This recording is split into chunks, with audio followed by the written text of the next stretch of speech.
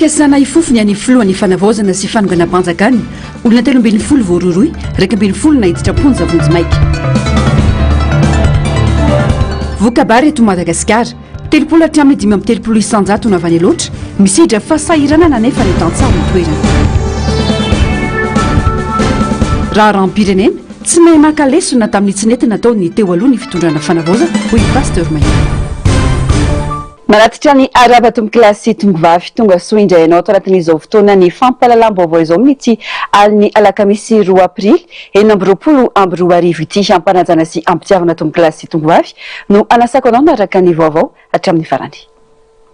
Vaovao makasika ny sosialy avy atrandry isan'ireo orinasa nanome lanja ny vokatra vita malagasy ny orinasa malagasy grossiste na magro amin'ny alalan'ny fitsinjarana ireo vokatra tamin'ireo renivohim-paritany manerana ny Madagasikara rehefa nikatona nandritra ny 17 taona dia nosokafana tamin'ny fomba ofisialy androany ny magro beoririka no mafisy ny tompon'andraikitra famandra ireo vokatra rehetra ary misokatra amin'ny fiara-miasa amin'ireo orinasa rehetra ny malagasy grossiste na ny magro. Narcisse Karazafy sy ny Artanjona no mitatitra amintsika ny antsipirim-baovao. Nisokatra tamin'ny fomba ofisialy androany ny orinasa malagasy grossiste eto Beoririka ataoriany fikatonany nandritra ny 17 taona sy 3 volana vokatry ny fahampotehana nahazo tamin'ny taona 2020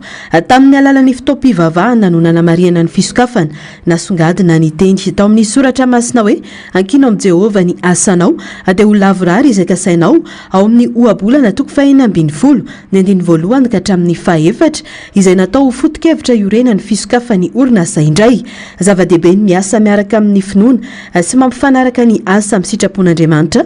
satria tsy misy fahombiazana raha tsy eo ny fitokisana an'ilay pahary ary izany no entina miatrika ny asa rehetra ataon'ny magro amin'izao fanombohana vaovao izao.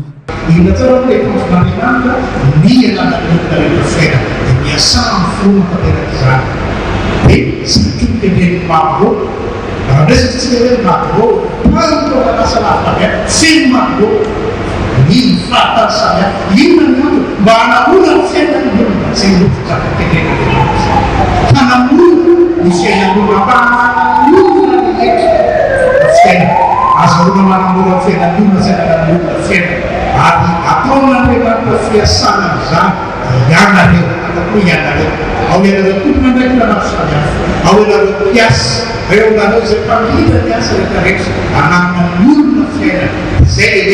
biasa sangat berbeza itu biasa apa itu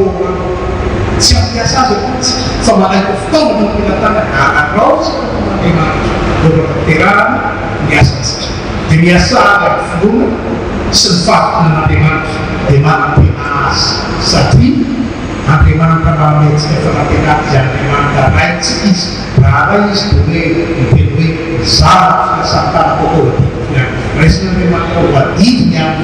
fian dari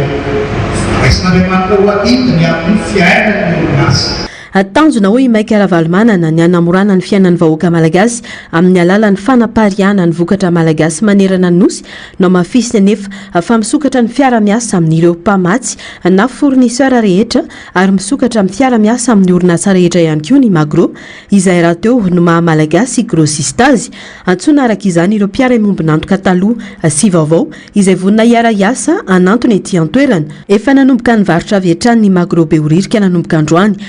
vinavinaina isokatra tsy ho ela kosa ny magro rehetra manerana ireo renivohim-paritany eto Madagasikara raha ny fanazavana. Mijany eo amin'izay vaovaony sosialy izay andry na dia everina ho tao mpamokarana naomby aza ny tao amin'ny faritra alaotra mangoro tamin'ny taona 2024 sy 2024 ity dia miatrika fasahirana na goavana ireo tantsamina izao fotoana izao ilain'ny mponina ny fanokafana ny orinasa mpanangom-bokatra ho vodiala manoloana ny zava-mitranga ankehitriny raha ny fanazavana tokony tsy asiana resaka politika fa ho fitsinjovana ny fiainam-bahoaka izay mpamokatra raha ny fanazavana eo mifandraisam-peo Germain Mejanary sariny mbola avatsara. Eo anelan'elan'ny ray tapitrisaka hatramin'ny telo hetsy ray tapitrisa taona ny vokabary tamin'ity taona ity raha toka teo amin'ny 9 hetsy taona izany tamin'ny taom-pamokarana 424 sy 524 midika izany fa misy fitombona ny famokarana vokatry ny fantarana velaran-tany novoren'ireo tantsaha tao amin'ny faritra aloatra raha teo amin'ny 200 ka hatramin'ny 500 ariary ny kilao ny vidiny akotry tamin'ny taona lasa dia nidina ho 700 ka hatrany amin'ny 1000 ariary isaky ny kilao izany amin'izao fotoana izao any amin'ny faritra sasany ao aloatra. Tsy voavidintsony ny lany tamin'ny famokarana toy ny vidiny zezika, ny asa fambolena, ny akorany ilaina tamin'ny fitaovam-pamokarana any ka miditra anaty fatiantoka mivantana ireo tantsaha raha ny vaovao azo. Fa tsara lavitra noho tamin'ny herintaona ny vokatra makaliko sy ny tsepaka ary ny varidista any aloatra amin'ity taona ity. Fa ny zavatra mampalahelo dia raha amin'izao fotoana zao zany ny vidim-bary amin'izao fotoana zao dia misy le fomba fiteny hoe tsy maleo sara ny vidiny. Ny vary vokatra tamin'ny herintaona zany zao mbola tsy lazana hoe ny antsasany na ny antsasa-manila ho an'ireo mpandrarasy ireo tantsaha izay manana izay laratany betsaka dia mbola tsy lafo satria dia raha ho amidy amin'ny akotry 10 kilao fatiantoka be iray lavaka, raha amidy vary fotsy amin'ny 500 ny kapoaka dia fatiantoka be iray lavaka. Zao dia ho avy io vokatra ny vary aloha sy ny vary taona amin'ny volana May ho avy zao na le vary teo aloha ary mbola ao an-trano dia le vokatra hiakatra amin'izao fotoana zao aiza ny anaovana azy. Fa eto manko misy ny olona tsy tia ilay resaka mahitsy sy ilay resaka tena hoe navotana sy ny fitiavan-tanindrazana fa ampanetretena no ny resahany. Fa misy an'izany silo zany ao Vodialo mpitoto vary ary miexporte vary afaka mitoto dia afaka mividy ary afaka manondrana. Fa no ny lafiny rehetrarehetra zany eo amin'ny resaka fitantanana sy ny ara-panjakana tsy mazava dia tsy tanteraka izay zavatra zay. Manapirofo ity toetra raha ao aloatra ity fa tsy ampy ho an'ny fampandrosoana ny sehatry ny fambolena sy ny famokarana. Ilaina ihany koa ny fitantanana ny tsena sy ny vidim-bokatra mba azahoany tantsaha tombony amin'ny asa ataony hoy ny fanazavana. Ny tsy fisiany politika momba izany no mbola mampiraikitra ny fon'ny vahoaka ao an-toerana tamin'ny fitondrana ravalomanana no ny fisiany silo mpanangom-bokatra amin'ny vidiny ara-drarina ho an'ireo vokatra ireo tantsaha raha ny fanazavana hatrany. Ampanetretena no resahana eto fa raha misokatra zany ny silo Vodiala velom-bolo ny tantsalaka loatra distrika Nandilamena Amparafaravola Ambatona Zaka satria tamin'ny fotoana andro neny raha namila sila ny mpandrara sasany ny sasany hoy ao dia ny silo ny vidy vary ary ny vidy vary tany atoerana misy ny vidy vary aterina ny aminy fa eto dia matoky sy mino fa raha misokatra amin'ny fomba ara-dalàna ny silo Vodiala tsy mijaly ny tantsaha aloatra mangory. Raha ny kady tsotsotra voalaza fa raha tantsaha iray mamokatra 10 taonina dia very eo amin'ny 300 ka hatrany amin'ny 500 ariary isaky ny kilao. Izany hoe mety ahatratra 3 tapitrisa ka hatrany amin'ny 5 tapitrisa ariary ny fatiantoka amin'ny vokatra miakatra indray mandeha. Tsara ny manamarika fa ny faritra aloatra mangoro no mamokatra 300 isanjato ka hatramin'ny 530 isanjato ny vokabary manontolo eto Madagasikara. Misy fandraisana amin'izay vaovao izay nosokafana tamin'ny fomba ofisialy androany ny foarabe 2020 ao amin'ny komina Ambohitry Manjaka. Itsika iray natao ampiroboroboana ireo vokatra mampiavaka ity komina ity sy hanomezana sehatra ho an'ireo mpamokatra eny fotony. Ny etsika tahaka izao dia singa iray manandanja amin'ny fampandrosoana maritra satria mamelanja ny vokatra malagasy ary mampirisika ny fandraisana andraikitra eny fotony ho ny teo anivo ny komina mandritra izany tena toerana nanangona ny vaovao Germaine Menjanary sy Tahiriny. Tantsaha sy mpanao asa tanana maro no mandray anjara amin'ny foarabe 2024 etsy amin'ny komina Ambohitry Manjaka. Vokatra isan-karazany miainga amin'ny fambolena toy ny vary sy ny legioma hatramin'ny asa tanana nentim-paharazana no ampiratiana ety. Tanjony foara ny ampifandray mivantana ny mpamokatra sy ny mpanjifa sady anokatra varavarana ho amin'ny tsena midadasika kokoa raha ny fanazavana. Ny mpitantana miaraka amin'ny mpanapakevitra dia mikasaka tany ny fampanjoana ity kometsy ity indrindra eo amin'ny lafiko ny fambolena izay mamparary ny vahoaka raha sanatria ka tsy tonomba ny firena.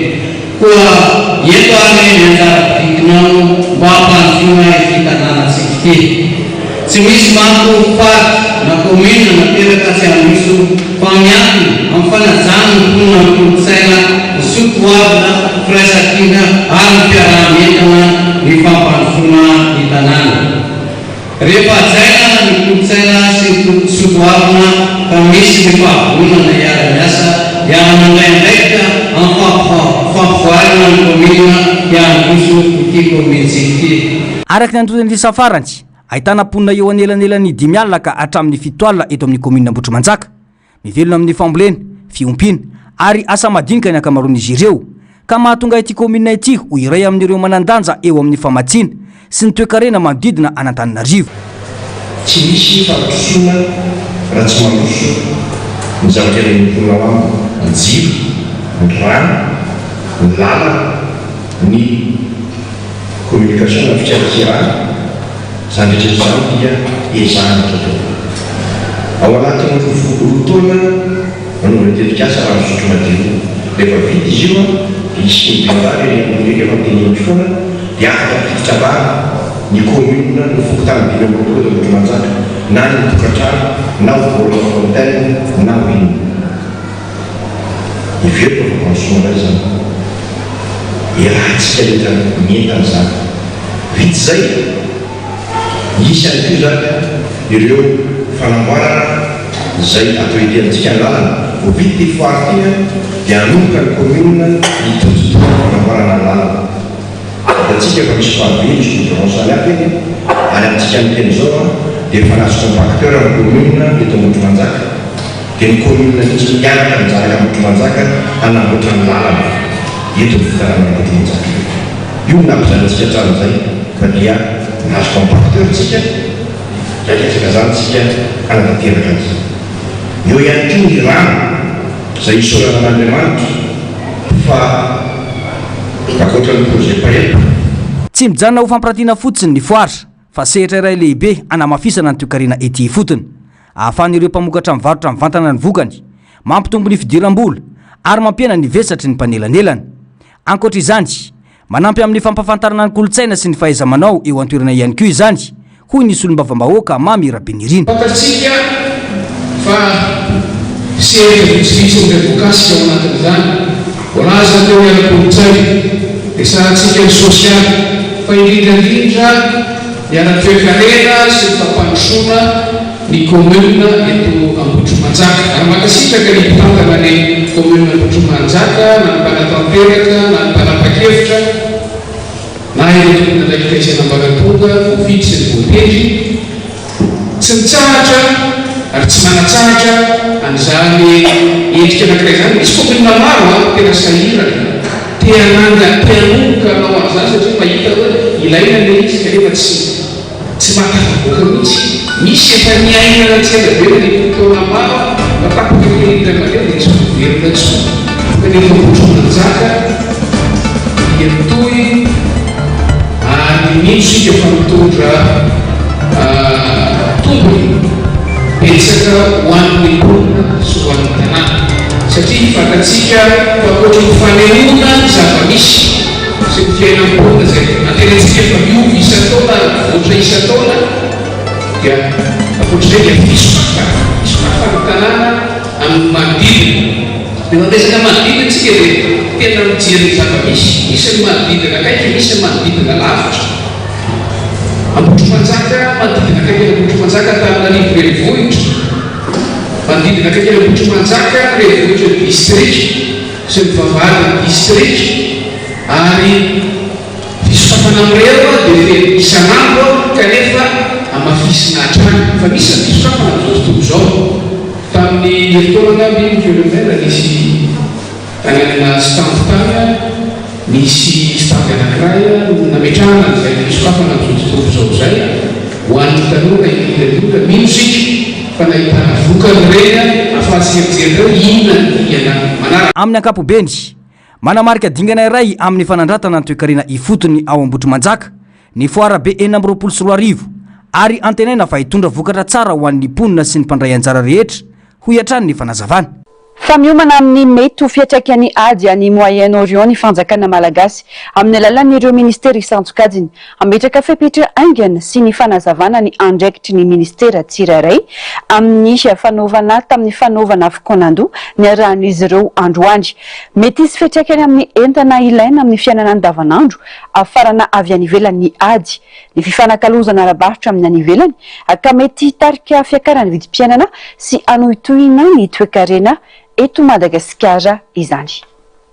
eo amin'ny vaovaony politika kosa indray sakana lehibe amin'ny fampandrosoana ny firenena ny adila politika sy ny tsy fisian'ny jery lavitra mitakady-hevitra misokatra sy fandraisan'ny rehetra anjara ny fanavaozana lazaina fa apetraka ho ny mpanao politika avy amin'ny antoko UNDD izay taizany profesora Zafy Albert raha ny fanazavana tsy tokony ahilika amin'ny famolavolana ny hoavy ny rehetra indrindra fa ireo zokiolona satria everina fa mitahiry ny traikefa sy ny fahalalana avy amin'ny lasa fanadiadiana eo amin'ny rindrantsary ny mbola afa-tsara fototra ny demokrasia matotra sy mahafonja ny ady hevitra misokatra rehefa voailika ny sokajin'olona sasany indrindra ireo manana traikefa dia very ny fifandanjana eo amin'ny fanapahan-kevitra hoy Dr Joseph Randriamiarsoa ahafana mametraka paikady mahatra eto amin'ny firenena ny famelona traikefa sy ny fomba fijery vaovao raha mbola manjaka ny adilay politika sy ny tsy fisiana jery lavitra dia ho sarotra ny anatrarana ireo tanjona napetraka ho an'ny firenena indrindra ao anatin'izao dingana fanavaozana izao hoy ny faneho-kevitra ka ny zavatra misy amin'izao fotoana izao zany dia veriko hoe tsy fananana zery tsy fahazahoana zavatra zay ny voalohany ny faharoa tsika nge mahalala ny hevitra ny maro mahatakadavitra fahatelo ny amin'ny fanorenana amin'ny fanamboarana firenena ilaina daholo ny olona rehetra hadisoana ny teny hoe anjaranay zao ny nareo fa teo ny tanora mbola tsy mahavolala ninina hadisoany zany ilaisika ho an'ny firenena tia ny expérience ny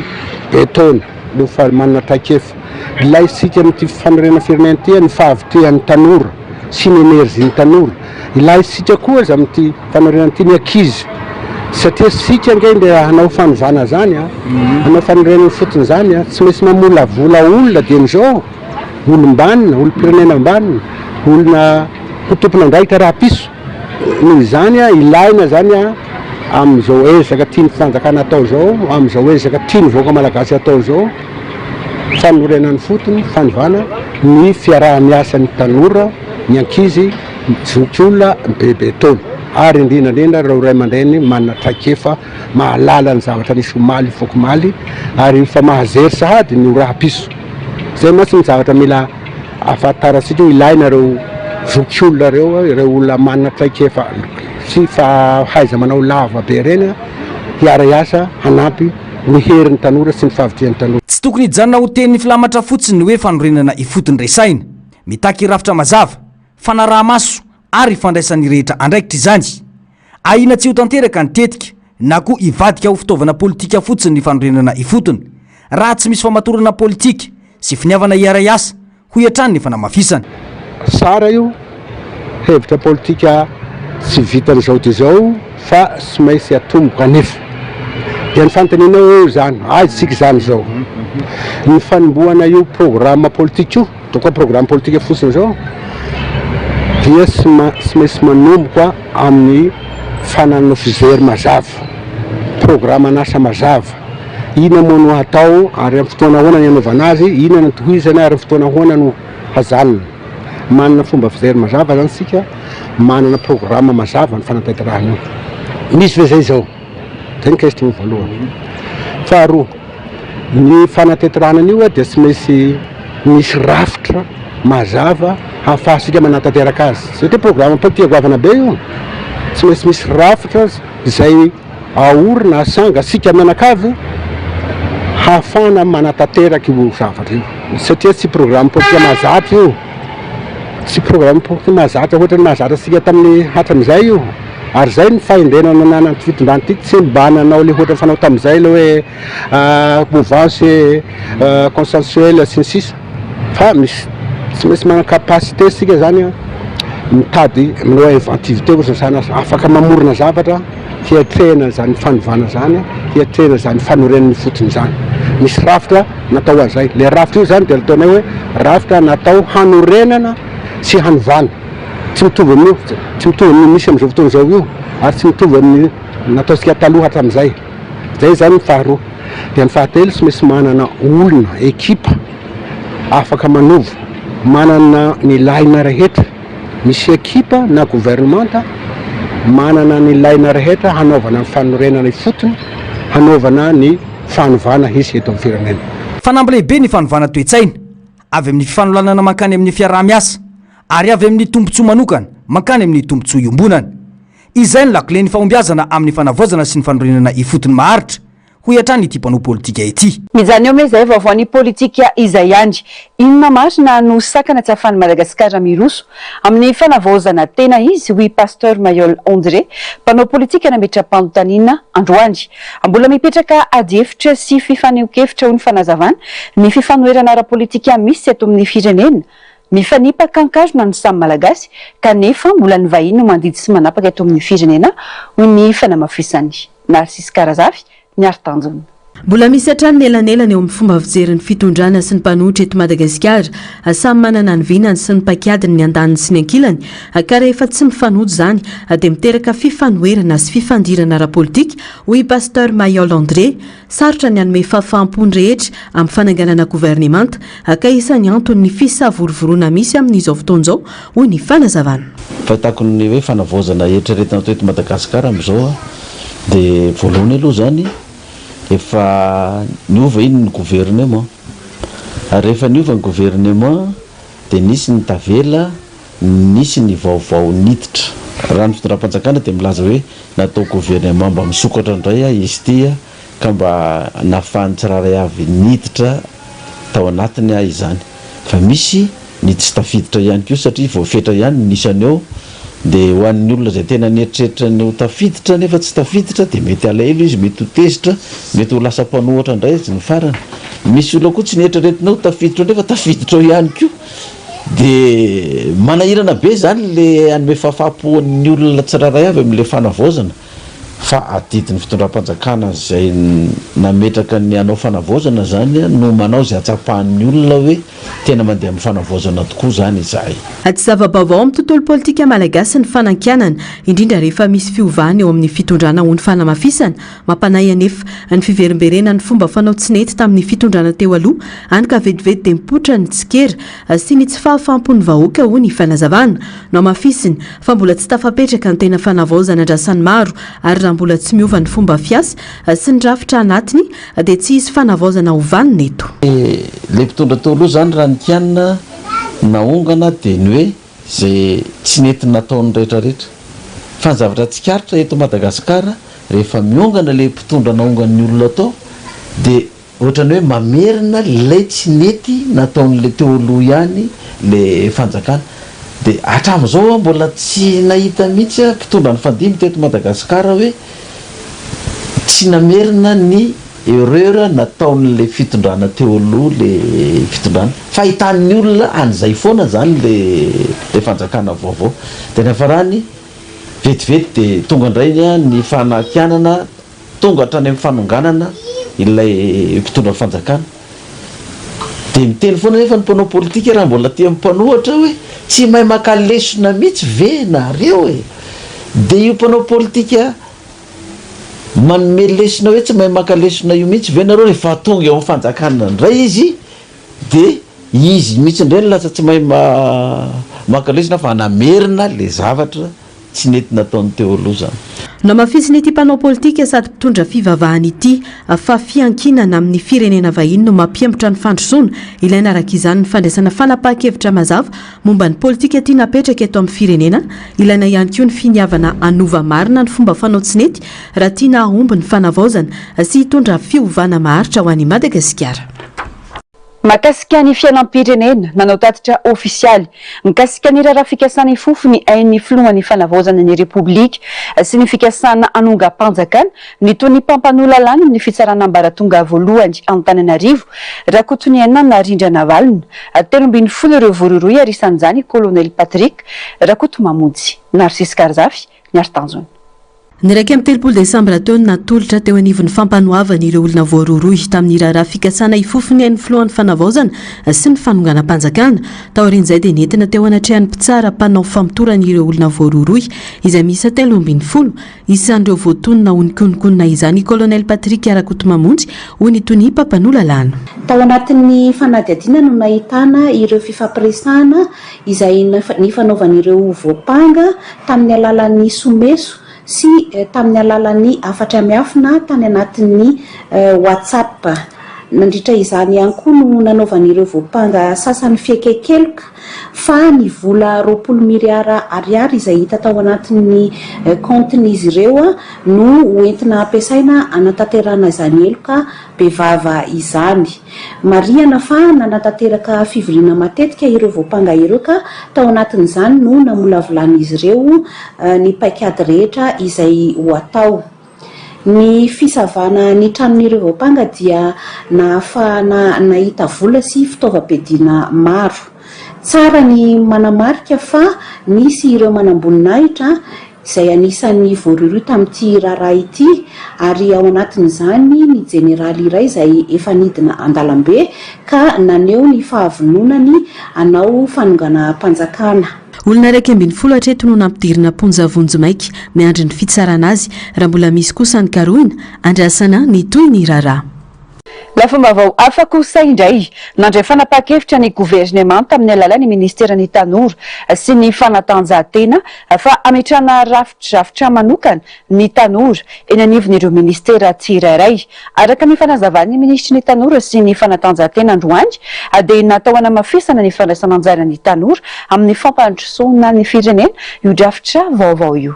Fanadihadiana nataon'ny Germaine Menjanary sy mbola avatsara. Hanamafisana ny fandraisana anjaran'ny tanora amin'ny fampandrosoana ny firenena ny drafitra vaovao apetraka eny anivon'ireo ministera. Mitana anjara toerana lehibe amin'ny hoavin'ny firenena ny tanora ka ilaina ny fametrahana rafitra ahafahan'izy ireo mandray anjara mivantana amin'ny fanapahan-kevitra sy ny fanatanterana ny politika isan-tsokazana. Ny tanjona amin'izany dia ny ampifandray akaiky kokoa ny politika ampiarina sy ny filan'ny tanora eny ifotony. Hoy ny ministry ny tanora raha nitondra fanazavana. Ny gouvernement amin'izao zany nanohy ary nanamafy ny comité interministériel de la jeunesse, ny komity iraisan'ny ministera ho an'ny tanora. Satria zavatra misy zany betsaka ny asa atao ho an'ny tanora any amin'ny ministera maro samihafa fa tsy hita le izy. Ary izay zany ny ampisain'io komity iraisana io zany voalohany handrafitra ny politika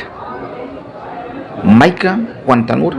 maika ao satria anaty le concertation nationale tsika efa handrafitra ny hanavao ny politika pirenena ho an'ny tanora. Fa le politika maika le urgence anatina 3 mois. Dia ny faharoa manaraka an'izay zany ho ampahafantarina ny programme any ministère tsirairay avy any izay mampiasa tanora, manome asa ny tanora ary manome sehatra ny tanora. Vonina ny ministera anatsara sy anangana ireo fotodrafitrasa mifandraika amin'ny filan'ny tanora raha ny fanazavana. Miandry ny teti-bola mpanjakana sy mpantsiny izay hodininy ireo solombavam-bahoaka tsy ho ela nefa izany. Eo ny fanohizana ny tsy vita fa eo ihany koa ny fanarenana ireo rava noho ny antony maro samihafa hoy ny fanamafisana. Raha zany vatanao zany dia miandry ny loi de finance rectificative zany ny ministère satria efa mamola vola ny technicien natao anatiny ato ametraka ho laram-pahamehana ny fanohizana ny fotodrafitrasa izay navelany teo aloha tsy vita. Ary ny fanatsarana betsaka ny fotodrafitrasa potika makasika ny fanatanjahantena manerana ny Madagasikara. Dia marina moa fa tsy vita ndray andro ary tsy vita ray taona fa ezaka zay amin'ity ary manao adisisika amin'izao ny ministera ao amin'ny anatin'izao le session parlementaire izay ho avy amin'ny volana Mai mba hampiditra ny laharam-pahamehana amin'ny fanarenana sy ny fanohizana ary ny fanatsarana ny fotodrafitrasa ho an'ny tanora amin'ny sehatra ny fanatanjahantena. Farany monsieur le ministre politique amin'ny ankapobeny ho an'ny tanora hoentin'ny ministera. Zao zany zavatra misy Tsy maintsy irosona ny fakan-kevitra ho an'ny tanora izay efa nomanana nandritra ny 4 volana voalohany teo ka ny 14 aprily izao no anomboana izany amin'ny fomba ofisialy. Ho voakasiky ny fakan-kevitra ny tanora rehetra, ny mpandraharaha, ny mpisehatra politika na olom-pirenena tsotra sy ny mpanao gazety tanora raha ny fanazavana hatrany. Andrasana ny toyny. Fiatriana ny fetin'ny Pasika kosa indray nanomboka ny alatsinainy teo no nampina ny ekipa rehetra mitandro ny filaminana manerana ny Madagasikara. Ampitomboana ny fepetra fiarovana eny amin'ireo fiangonana sy ireo toerana behoany isorohana ny korontana mandritra ny fetin'ny Pasika hoy avy amin'ny polisy pirenena. Manodidina ny 770 sy 304 ireo mpitandro ny filaminana aparitaka eto amin'ny faritra Analamanga raha ny fanazavana nomeny Tale General ny polisy pirenena ihany. Tatpavao ny Narcisse Karazafy sy ny Artanjona.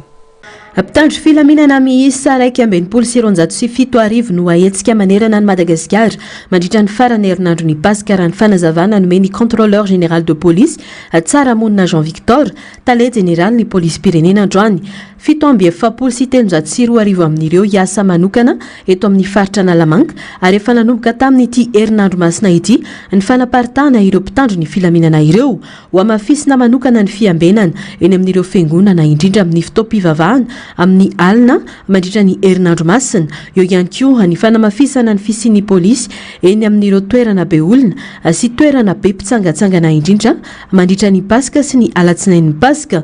tanjona ny ahafahany rehetra mankalazany fety ao anatin'ny fitoniana sy ny filaminana ho ihany ny fanazavana. Raha asinay manokana tsindripe manokana amin'ny fikarakarana ny fandaminana fandrindrana fandripalemana amin'ny ankapobeny manerana Madagasikara. Resaka eto zany dia Madagasikara ny resaka zany hoe makasika ny telom-boapolo na efatra faritra mandeha Madagasikara ho an'ireo vahoaka izay makany am-piangonana mivezivezy amin'ireo toerana maro samihafa ahafahana manatanteraka an'izany asa masina zany sy adivy masina maha-kristianina sy mampino azy zany. Manarak'izay dia nametraka ny tanjony izay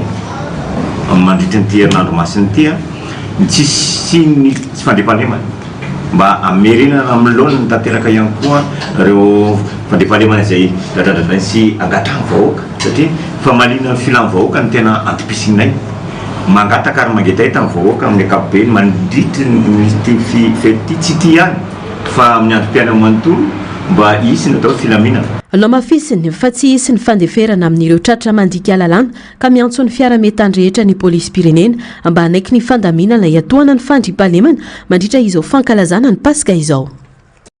Vavao ny fitaterana isy ny asa fanamboarana sy fametrahana fahatsondrano lehibe manoloana ny stady Malakama Antanimena araka ny fanapahan-kevitra nivoaka nandritra ny filan-kevitry ny minisitra ny talata lasa teo.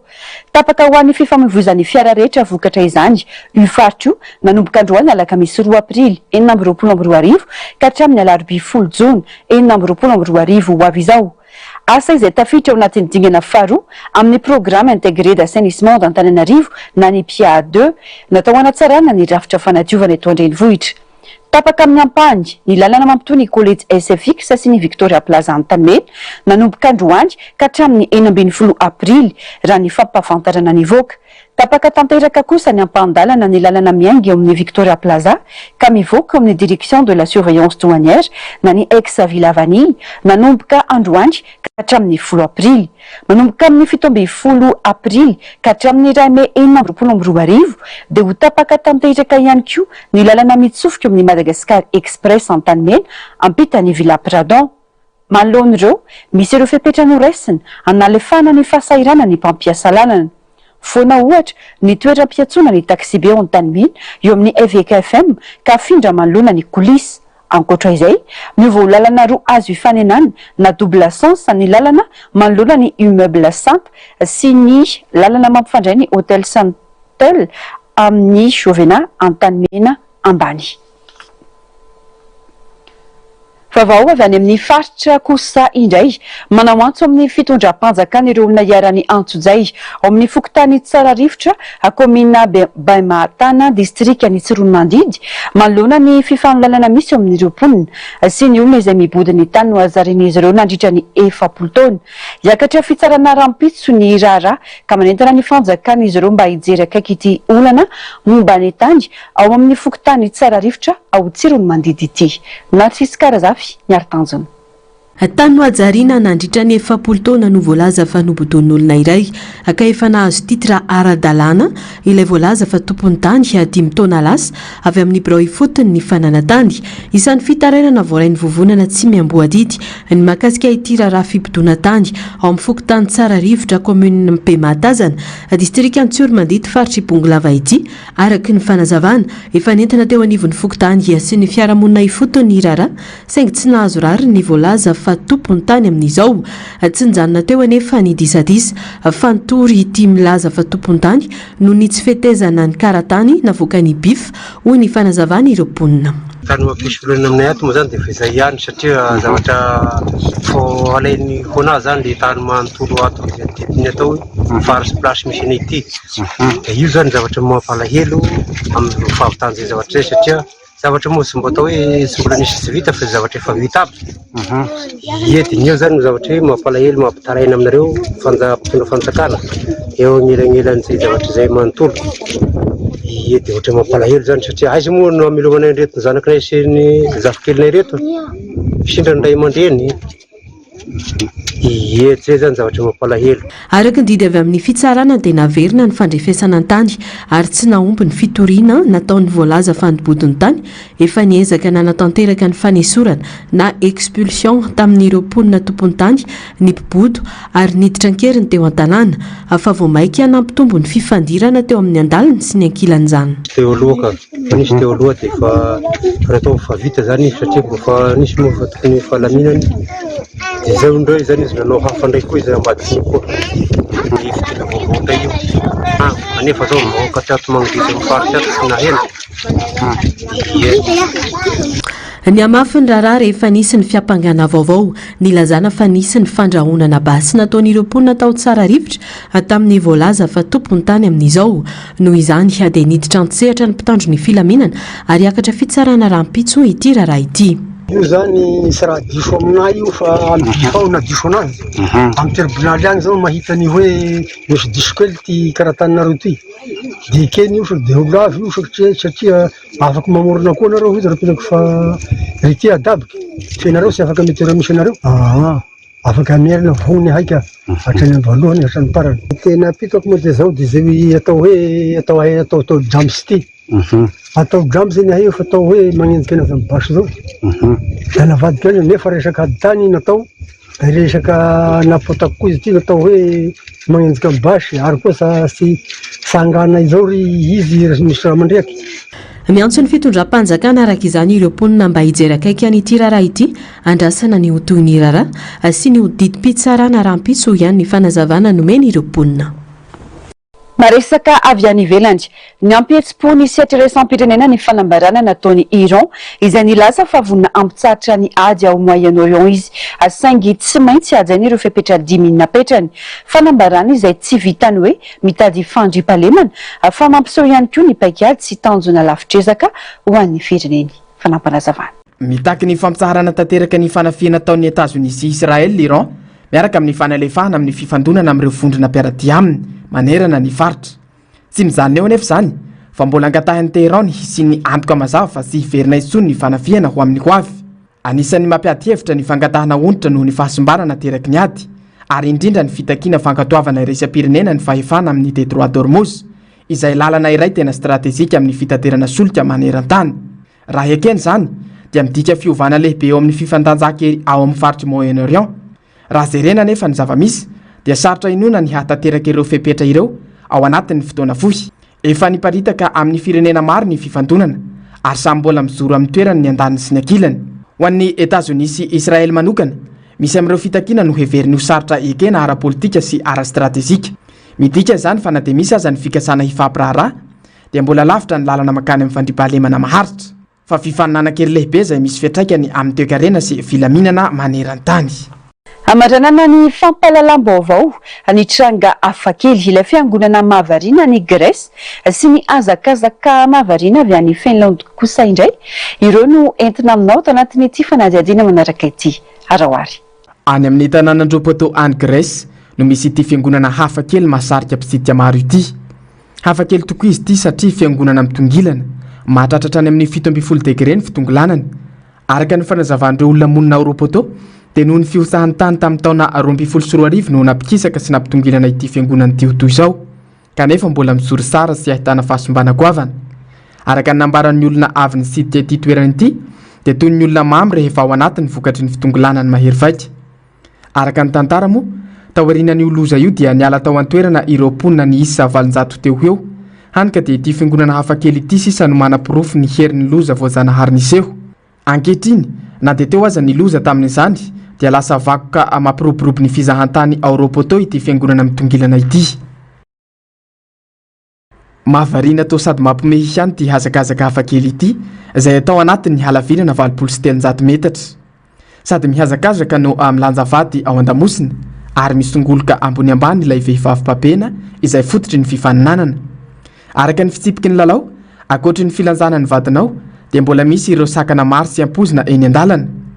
Tany Finlande tany no anentohan'ity hazakazaka hafakely ity tany amin'ny taona 1970 tany ho any ary mbola tohizana hatramin'izao.